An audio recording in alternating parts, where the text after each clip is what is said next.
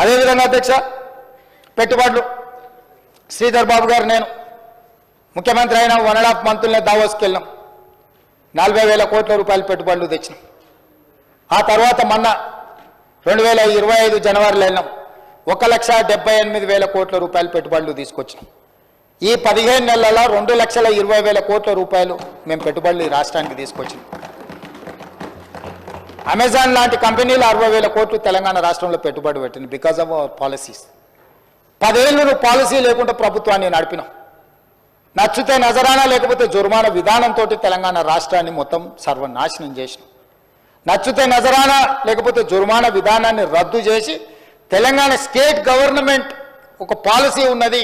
Policy ఫ్రేమ్లో ఎవరు వచ్చినా వాళ్ళందరినీ మేము ఆదుకుంటాము, లేకపోతే అవకాశాలు ఇస్తామని చెప్పి ఎన్ని పాలసీలు చేసినాం అధ్యక్ష? ఎంఎస్ఎంఈ పాలసీ చేసినాం ఐటీ అండ్ ఇండస్ట్రీస్ నుంచి, clean and green energy policy చేసినాం ఎనర్జీ డిపార్ట్మెంట్ నుంచి, టూరిజం పాలసీ చేసినాం అక్కడి నుంచి, మైన్స్ పాలసీ చేసినాం, భూభారతి పాలసీ లా చేసినాం. ఇట్లా ప్రతిదీ మేము ఒక పాలసీ తీసుకొని విధానాలను తీసుకొని ఈరోజు ఈ పాలసీలో ఎవరు ఫిట్ ఇన్ అయితే వాళ్ళందరికీ అవకాశాలు ఇస్తామని మేము రాత్రి మొగళ్ళు పని చేసి అధికారులను సమన్వయం చేసుకొని మేము ముందుకు వెళ్తుంటే పరిపాలన మీద పట్టు రాలేదంట. పట్టు అంటే ఏంది అధ్యక్ష? ఉత్తగానే ముద్రేసి రాజయ్య గారిని ఉప ముఖ్యమంత్రి పదవి నుంచి తొలగించినట, ఈటెల రాజేందర్ని ఎత్తి బయట పడేసినట, నువ్వు పెట్టిన దొంగ సంతకాలు పెట్టకపోతే అధికారులను తీసేసినట. ఏంది పట్టు అంటే? పట్టు అంటే పాలసీస్లో అధ్యక్ష, నిర్ణయాలు, విధానపరమైన నిర్ణయాలు చేస్తే పట్టు వచ్చినట్టు అధ్యక్ష.